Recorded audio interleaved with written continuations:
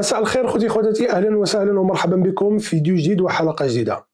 خروج سي عبد الاله بن كيران والشله والزبانيه ديال حزب العداله والتنميه وكل متأسلم ينتسب الى الاخوان المسلمين ظاهرا او باطنا، وهاجموا الصحفي والاعلامي المغربي سي احمد الشرعي لانه اعطى الراي ديالو في حكم المحكمه ديال العدل الدوليه لما اصدرت قرارا في رئيس الوزراء الاسرائيلي بنيامين نتنياهو.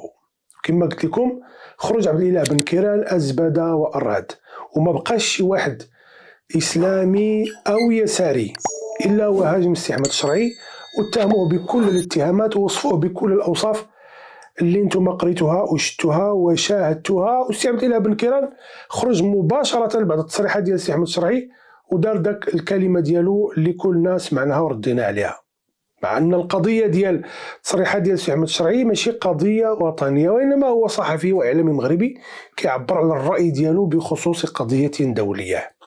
اجيو معايا. عزيز غالي خرج بتصريح انفصالي يؤكد فيه استمرار وثبات ما يسمى بالنهج والجمعيه المغربيه لحقوق الانسان واليسار على الافكار ديالو الانفصاليه، وضرب في الوحده الترابيه للمملكه المغربيه، وكذلك رفض المقترح المغربي ديال الحكم الذاتي. كنا كننتظروا ان عبد الاله بن كيران والزبانيه ديالو وشله اليسار يخرجوا ويعطيو حتى هما التصريحات ديالهم بحكم انهم كيعطيو الرياكشن وكيرياكتيو على كل كبيره وصغيره تحصل في الساحه السياسيه المغربيه، لكن صم البكم العمي لا يسمعون وفعلوا ما يسمى بمود شاهد ما شاف شي حاجه على لسان الفنان المصري عادل امام. الغريب في الامر ان التصريحات ديال السي عزيز غالي اللي المغاربه من طنجه للقويره رفضوها، وظهر الرفض ديالهم في ثلاثه ديال الاشكال المختلفه.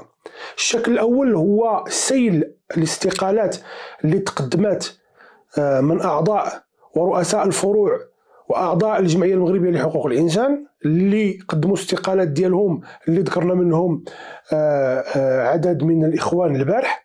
رفضوا المزايده ورفضوا الابتزاز ورفضوا التطاول على الوحده ديال المملكه المغربيه. الشكل الثاني من اشكال رفض المغاربه، وغادي نرجع معكم على هذه القضيه ديال رفض المغاربه وردوا معايا البال كنأكدها لانه عندي واحد الغايه بغيت نوصل لها. الشكل الثاني من اشكال رفض المغاربه هو المؤسسات والجمعيات اللي غادي نتكلموا على هذا الموضوع، غنديروا عليه فيديو وغادي ناخذوا مداخلات ديال رؤساء الجمعيات اللي رفعوا دعاوى قضائيه ضد المدعو عزيز غالي اللي ما بقاش غالي بخصوص تهجمه على الوحده الترابيه للمملكه المغربيه وتبخيسه لجهود المملكه. المجال الثالث من مجالات الرفض ديال المغاربه من طنجه للقويره لهذه التصريحات ديال عزيز غالي اللي كتمثل تصريحات الجمعيه وكتمثل تصريحات اليسار، اللي خلى المغاربه يتفاعلوا مع هذه القضيه هي ان الجمعيه نسبت للمغاربه. لو كانت هذه الجمعيه باسم عزيز غالي ما كناش نتسوقوا له، لو كانت هذه الجمعيه باسم اليسار الراديكالي ولا بالاحزاب اليساريه ما غاديش نتسوقوا لها، ولكن بما ان اسم المغاربه مربوط مع الجمعيه سميت بالجمعيه المغربيه، حنا كمغاربه نرفض ومن حقنا نردوا ومن حقنا ننتقدوا ومن حقنا نوجهوا اصابع الاتهام والتشكيك في عزيز غالي وفي الاعضاء ديال هذه الجمعيه.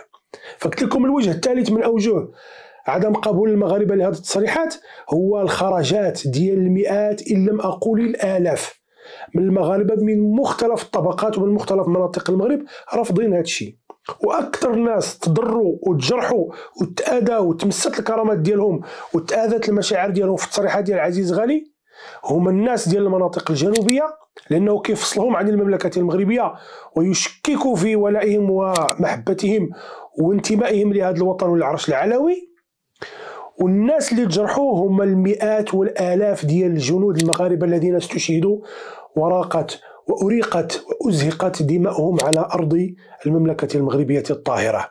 كيهز عزيز غالي اللي ما بقاش غالي عند المغاربه هاد الالاف ديال الجنود المغاربه اللي قدموا ارواحهم فداء لله عز وجل ثم للوطن والملك وللارض، ومن مات دون ارضه فهو شهيد ومن مات دون عرضه فهو شهيد. هز الارواح ديالهم والتضحيات والدماء ديالهم ورماها الى المجهول، وما بغيتش نقول كلمه اخرى خايبه.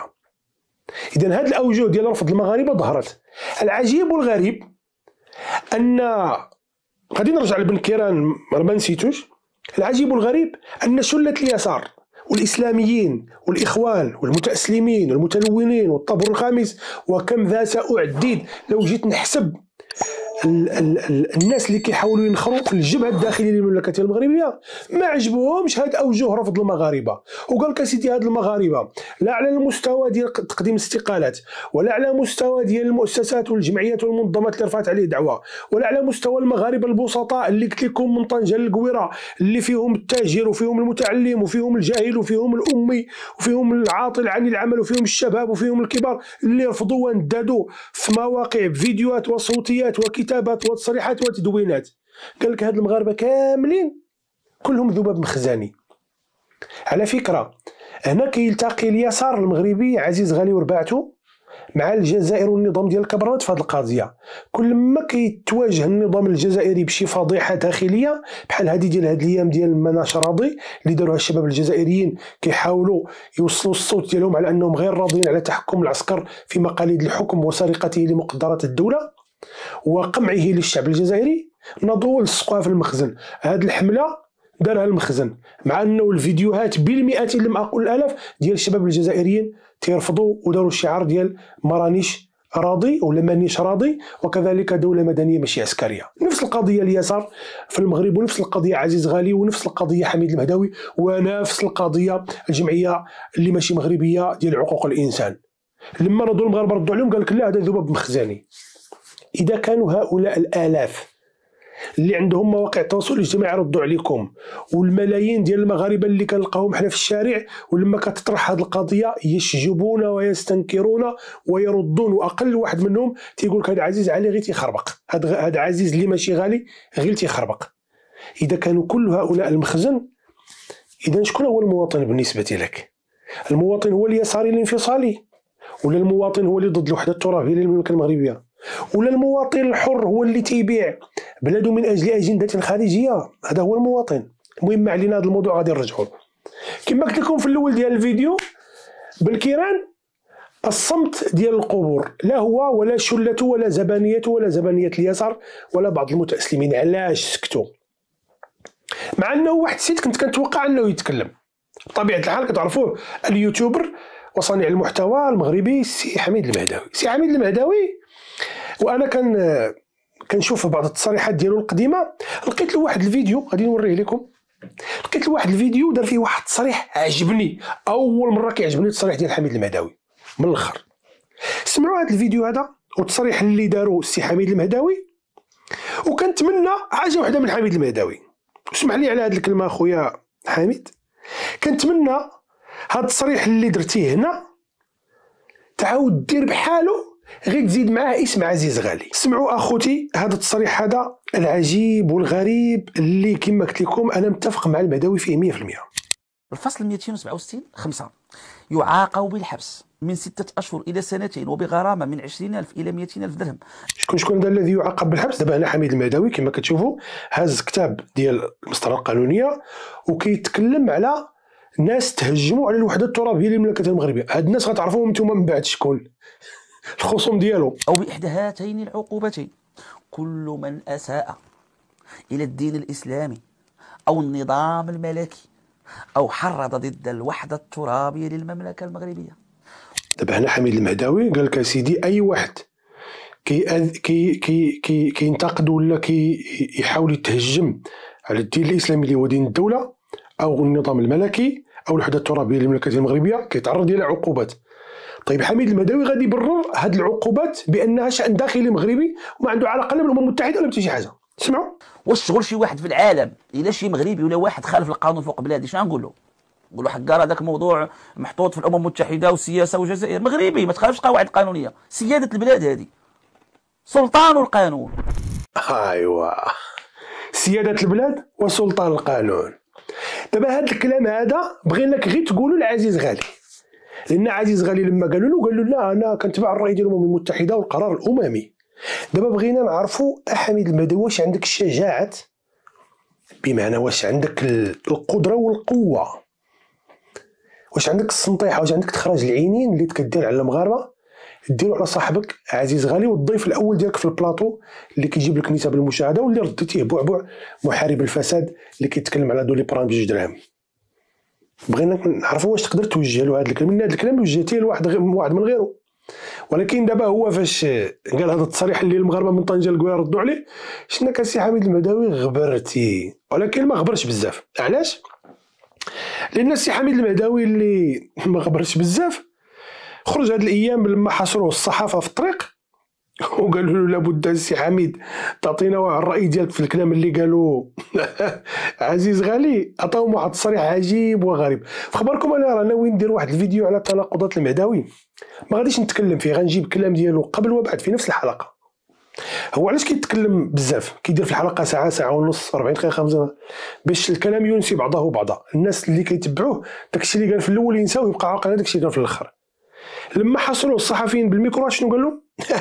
كنا كنتظروا ان السي المهداوي يكون عنده موقف على المغاربه، وهي ان البوليزاريو جماعه ارهابيه. لا لا لا لا، عند المهداوي ماشي ارهابيين وماشي سلاقط وماشي ولاد الحرام وماشي صهاينه. البوليزاريو شنو قال لك سيدي؟ البوليزاريو هي جماعه معارضه. طيب راه انفصاليه؟ لا. سياسيه؟ ايه. ارهابيه كتحمل السلاح؟ لا، هذه جماعه معارضه. وقال غير هذا الشيء؟ لا. الغريب في الامر انه ربط البوليزاريو بالاخوه. قال لك يا سيدي هذا البوليزاريو اللي تيضربنا بالسلاح وتيقتلنا هذا خونا. اي ماشي خونا حنا المغاربه، لا، هو غير خو المهداوي. اسمع بوليزاريو انا كنعتبره هو خونا، خو المهداوي واخا، ولكن خوت المهداوي اللي هما المغاربه الحقيقيين اللي قالوا للمغرب اولا قال لهم انتم سلاقط ولاد الحرام. المهم علينا هذا موضوع راه تكلمنا فيه وغير للتذكير وصافي، باش ما يقولش راه حنا نسينا. البوليزاريو معارضه مسلحه. الضحكه ديال بن كيران. قال لك البوليزاريو معارضه ياك. هاد الهضره هادي تقدر تقولها حميد المهداوي للجنود المغاربه اللي تيموتوا، تقدر تقولها للعوائل ديالهم، للايتام والارامل، للنساء، للاطفال، للرضع اللي مشى الاب والام ومشى العم ومشى الخال ومشى الجد فداء لهذا الوطن وازهقت روحه على يد هؤلاء الارهابيين. تقول له البوليزاريو خوتنا؟ انت غير رفع عليك عبد اللطيف ويزيد دعوه في المحكمه، سجلتي في اقل من شهرين اكثر من 60 ولا 70 فيديو كتبكي فيه على المغاربه، تتبكي وتشكي وانا مولا وليدات وغنمشي للحبس وما فحاليش وما عنديش والمغاربه غيجمعوا لي الفلوس وغيديروا درهم درهم وغيخلصوا عليا الغرامه الماليه وانا قلت مسكين ومظلوم ومقهور. ولكن لما كتجي عند ارواح المغاربه والجنود المغاربه اللي مشاو ضحيه ديال الاعمال الارهابيه واخرها اللي وقعت في الذكرى ديال المسيره الخضراء، كتقول لها هادو خوتنا ومسخط وكذا وخصهم نرجعوا ان شاء الله وحبابنا وجماعه معارضه. ولكن الصحفيين اذكياء قالوا له السي المهداوي خلي دابا من البوليزاريو من الهضره، قول لنا عزيز غالي اش كتقول عليه. سمعوا قمه التناقض. في الاول قال انا ضد، ولان الصحفيين عارفينه تيدخل ويخرج في الهضره خلوه حتى كمل. قالوا له واش انت مع ضد؟ وقال لا لا لا ماشي، لا انا معاه. سمعوا وعزيز ما قالش الصحراء ماشي مغربيه. واش قال الصحراء ماشي مغربيه؟ ما قالش الصحراء ماشي مغربيه. لا غير قال الحكم الذاتي لا، وقال تقرير المصير، وقال البوليزاريو لا، ما قال الصحراء ماشي مغربيه. انا ما كنختلفش معاه، انا كنأكد. انا ما كنختلفش معاه، انا كنأكد. غير سيروا مع حميد المهداوي راه هو هذا تيقول ويعاود يرجع في هضرته. ولا كانت حنا كدوله قادر نجلسوا مع البوليزاريو اللي هز السلاح علينا. واش عزيز كيهز السلاح ولا؟ او قولوا لنا واش السلاح؟ عبر عن الراي، نعبروا، ننتقدوا نختلفوا مع عزيز غالي. واخا عزيز غالي ما هز السلاح وعبر عن الراي ديالو، وخصنا نتقبلوا الراي ديالو وما نردوا عليه ما والو. طيب انت حميد المهداوي لما ناضوا الناس والمغاربه ووزير العدل عبر على الراي ديالو فيك، علاش باقي فيك الحال؟ علاش كتبكي؟ علاش داير لنا البكائيات بحال الشيعه كتبكي صباح وعشيه؟ كذا ايه، ولكن تخوين لا. عزيز غالي راه ما هز السلاح. تتفقوا معها ام لا؟ انا ما كنتفقش مع عزيز.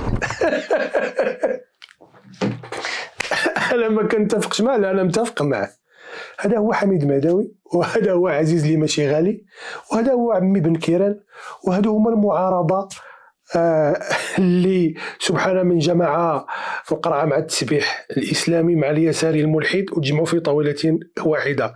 ولكن عرفتي علاش تجمعوا؟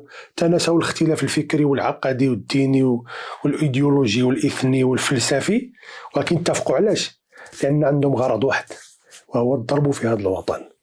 لكن كما قالت الأغنية بعدك، فهمتيني؟ وكما قال النبي صلى الله عليه وسلم لمن ادعى أنه هو الدجال، قال له اخسأ عدو الله فلن تعلو قدرك.